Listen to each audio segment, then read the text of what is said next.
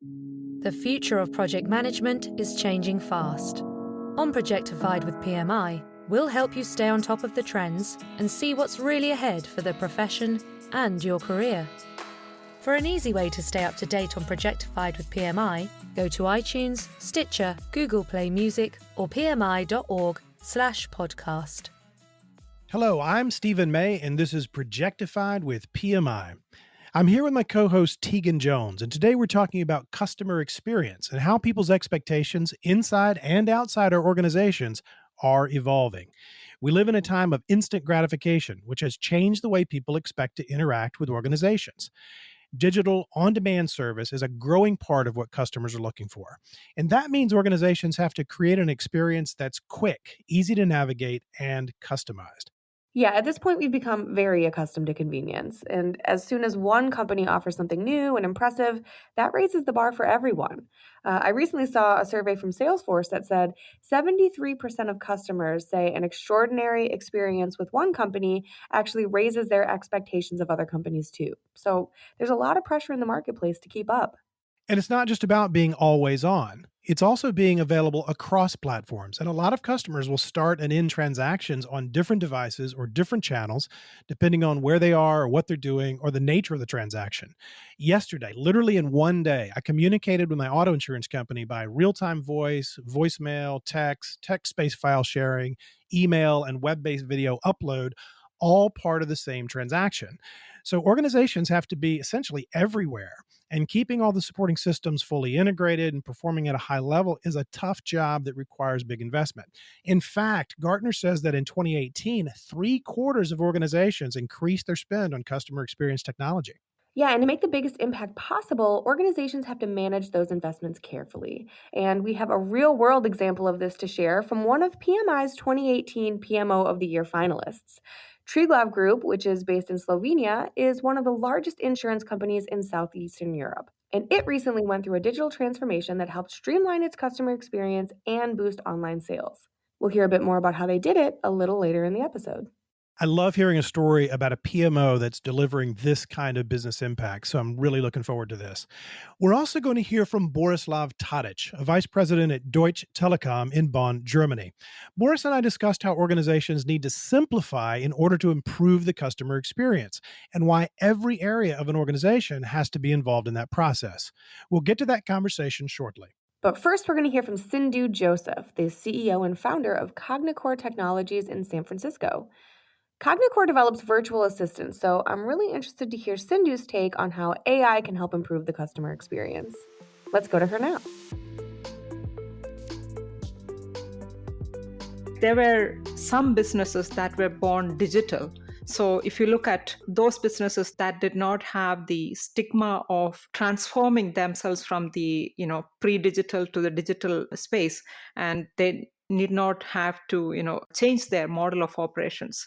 The advantage for them was, they could really think through from ground up what it meant to be customer-centric in the digital space. What Amazon and Uber has established, it is still the instant, personalized, ubiquitous, and transparent service that every customer of today is expecting. As a side effect, what happened was customers were increasingly used to this kind of personalized, transparent, 24/7 access service, and they started expecting this from every business that they interact with. Can all of these services and businesses rise to these customer expectations? My answer is the tools are increasingly available to make it happen for the enterprise decision makers, the CEOs and CIOs of the world. They need to think holistically and digitization native rather than, thinking about digital transformation. There are many ways like organizations can make use of AI and artificial intelligence based solutions. So we have a digital assistant that takes in the business operations, business, products, policies, and then once it is trained on all of these things, anytime anyone asks a question about all of this, it provides a very clear, concise, consistent, direct to the question response. The problem is, if you look at most enterprises, I'm sure this is true for most enterprises, there's nothing like this kind of grand repository of all information. It is distributed in the heads of SMEs, in PDF documents, in different content management tools. And most of the time, I'm not exaggerating this, 50+% of these information is outdated, duplicated, and inconsistent. I would say this is one of the major achievements when we did this project, was streamlining the process of creating one source of truth and streamlining the process of creating this knowledge within the enterprise. We also deployed a distributed way of collecting knowledge from experts, SMEs, collecting it together in one single place. So I think many times most organizations focus on what is visible to the customer, but I would advise that as much as focusing on the interfaces and channels and things like that, we should also focus on what is happening behind the scenes, which is what are the process and how efficient we can make these process and what are the automations possible. And once we streamline these, the impact of this change becomes very easily transferable to the customer. We have worked on projects where a complete automation is possible, also where we are improving the efficiency of human teams. And I think as humans, we are really good at building relationships, understanding and empathizing with our customers and users. When AI is able to support and provide with the expert knowledge, insights, then humans become effective communicators of all of this knowledge. And that's where I get most excited when we deploy AI solutions in that context. And we are more and more trying to boost the efficiency of this human plus AI teams so that we get the best experience for the users.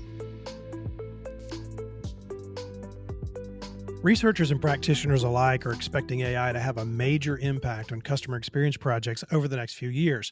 And that's not surprising given the demand for immediate customer service. Like you said, Tegan, once people get used to having the option of getting instant answers from a chatbot, they're much less willing to wait 24 hours for someone to answer an email.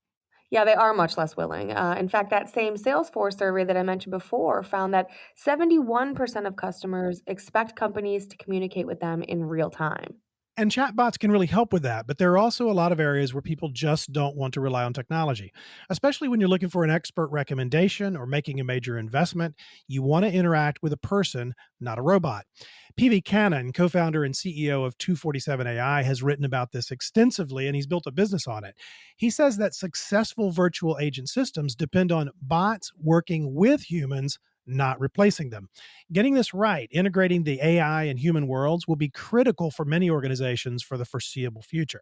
Tech and customer experience company Calabrio, in a survey of several thousand customers last year, found that 79% still view human interaction as an important aspect of customer service. That's absolutely true. And it's something that we heard from the PMO team at Triglav Group in Ljubljana, Slovenia. Triglav was a PMO of the Year finalist in 2018, and one of its major projects revolved around transforming the customer experience. But one of the interesting things the team found was that while there were a lot of things customers wanted to do online, there were still quite a few areas where they preferred to interact with agents. So Triglav digitized customer information on the back end, which made it easier for agents to provide faster, more personalized service. That sounds like a great strategy and a perfect example of what Cannon is describing. Our contributing editor, Hannah Schmidt, has the full story. Let's go to her now. In the financial services sector, longtime leaders are now competing with fintech upstarts, and that's forcing these massive financial institutions to learn to move faster. For many, that means launching a digital transformation. It's a big task, one that's not always successful. But when Triglav Group revamped the legacy system for its biggest product portfolio, the PMO team knew what it was up against. 2 previous attempts had been unsuccessful, and Andre Knopp, Vice President for IT, Back Office, and Projects, says there was a lot of pressure to get it right. To update the core system was really the most important project ever in Triglav, and we have to be cautious because the business need to run as nothing happens. We couldn't afford any disturbance to day-to-day operation, but on the other hand, we need to change the whole infrastructure for making policies, paying claims, paying everything. To understand how changes could impact the 119-year-old company's operations, the team built bridges between departments. Project Director Zoran Korenjak says this also let teams collaborate on ideas that would help Triglav better serve its customers. We are a team of different experts from different areas and fields, and when we unite our expertise, then we can really achieve results because we understand the services and the products that we want to offer to our customers.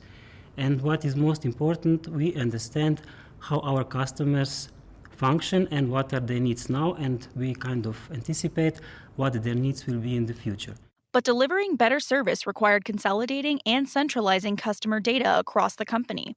And that meant all hands on deck. Jaka Borshnar, director of the Change Management and Project Portfolio Department, says the PMO kept people committed even when things got complicated by providing nonstop support and expertise. We are very committed and engaged in doing our work. We want to share this to our colleagues in the company to transform them to be more from some traditional values to more customer-oriented and digital values. Today, Triglav agents are able to provide faster, more personalized service to their customers, and the company has increased its online product portfolio by 50%. These changes have produced real results.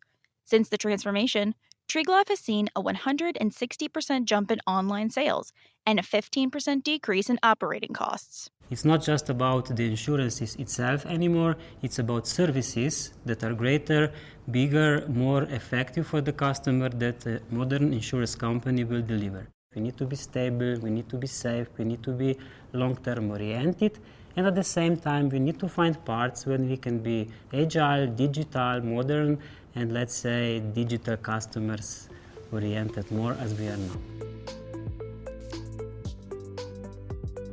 I really like how Triglav's PMO focuses on helping employees better serve their customers. You hear a lot about how employee engagement and customer service are really so tightly linked. And I do think people are happier with their jobs when they have easy access to the information they need to do that job well. Absolutely. And so many of these big changes are highly dependent on internal technology upgrades on the back end. That's something I talked about with Borislav Tadić, a vice president at Deutsche Telekom in Bonn, Germany. Boris is responsible for transformation and board member support for data protection, legal, and compliance. Boris has a wonderful holistic perspective on customer experience. So we talked about how organizations can address customer pain points more systemically or comprehensively. Rather than dealing with one complaint, how can you address the root cause of dissatisfaction in general? Yeah, that's a really important question and not always an easy one to answer. So I'll be really interested to hear what Boris had to say. Let's go to that conversation now. So tell me, how are people's expectations of customer experience evolving? What are people looking for today, and how might that be different from what people were looking for 10 years ago? I believe it comes down to three basic elements. Number one is transparency. Number two is personalization. And number three is simplicity. What do I mean by that? When we're speaking about transparency, the customers want to know where am I in a certain process? What is expected processing time? What the answer will look like? What are the costs which are incurred? Who I should contact and which data is collected about me and what can I collect or reuse? Second topic, also very important, is personalization. I don't want to get en masse emails, any kind of communication which is basically depersonalized me, not understanding what I am interested in, not understanding my needs, my demands. And the third one, last but definitely not the least, maybe even the most important element, is the simplicity.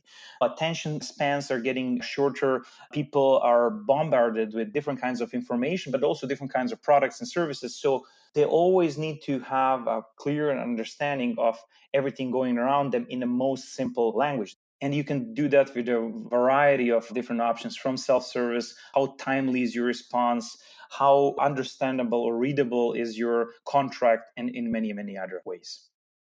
Yeah. So society marches on, civilization marches on, expectations change. But how much is technology driving this shift? And then how is technology helping organizations respond to these demands? Technology plays a crucial role in every customer experience improvement, and it addresses all the three elements we were just speaking about. There are many new advances which are supporting this shift and helping basically commercial sector, but also public and civic sector to advance. And when I'm speaking about customers, I mean a wide variety of the people we interact with, the organizations we interact with. Yeah. Yeah. And when we think about consumer facing organizations, I want to talk a little bit about where people should be focused. And of course, you've had experience both serving internal customers and external consumer customers. When you think about those consumer facing organizations, how should we be thinking about the consumer experience? We have to start to looking at way more holistically than we do today. Yeah. So for me, customer experience does not start and end only at the customer touch points. And from my perspective, every part of your organization has to play a role. That just means that every part of the organization has to understand the customer mindset and has to be ready to contribute to these great women and men who are at the touch points to increase the customer experience, and to delight the customer. Yeah, so I like what you're saying about this idea that every part of the organization really has to have an understanding of customer mindset and then understand how they contribute to delivering that ultimate customer experience. I think that's an incredibly powerful model. What have you found as some of the ways that you're able to do that? How do you get what feels like organizations or functions that are buried deep inside a large enterprise? How do you get them to connect to customer experience?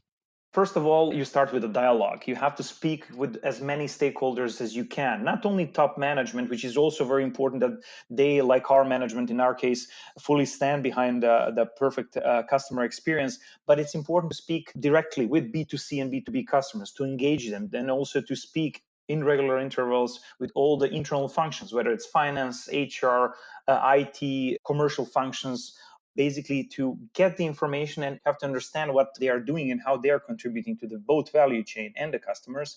Based on that, if you're doing that, you have to observe how their product life cycles are and try to put yourself into the shoes of the customers, independent if it's external or internal customer.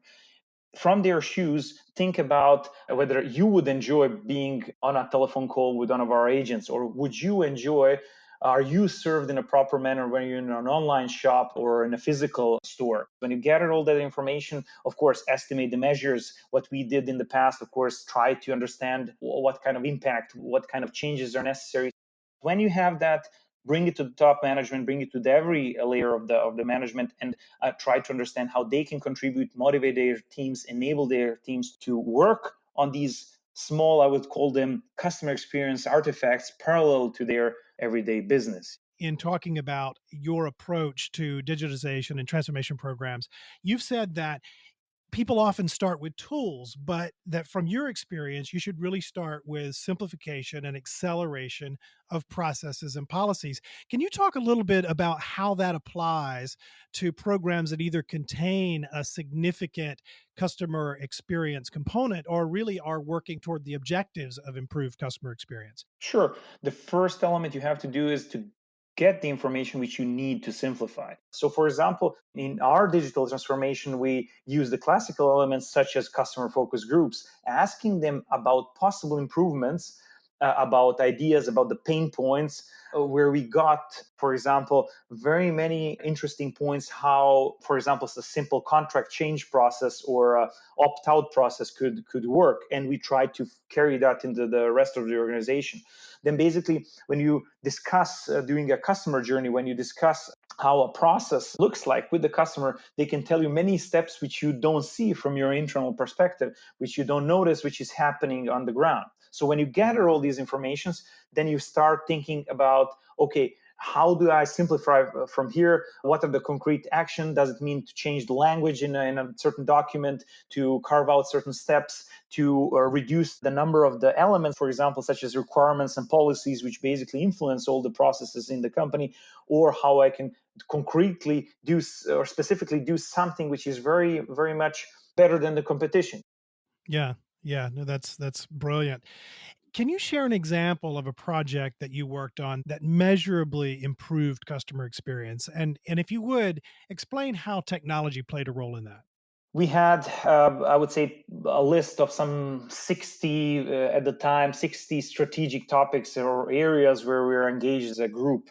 And in these areas, I've noticed that there is, for each topic, there is an array of experts which are basically there to provide advice or to support or to deliver, to interact with the customers and in many ways. And then basically what we did, we spoke with the business owners of these important strategic fields and asked them, is there something that we can do better here? Yeah, which would increase or improve your experience. And they said, all these experts are fantastic. They helped me not once, but many, many times. However, sometimes when it's a new topic or when we're just starting certain initiatives, I don't know who to speak to, So I just need a person where I can always turn to if I need support, and they will basically lead me through. And we thought about, this is very basic concept, to install a so-called single or primary point of contact who would be coordinating everything in the background.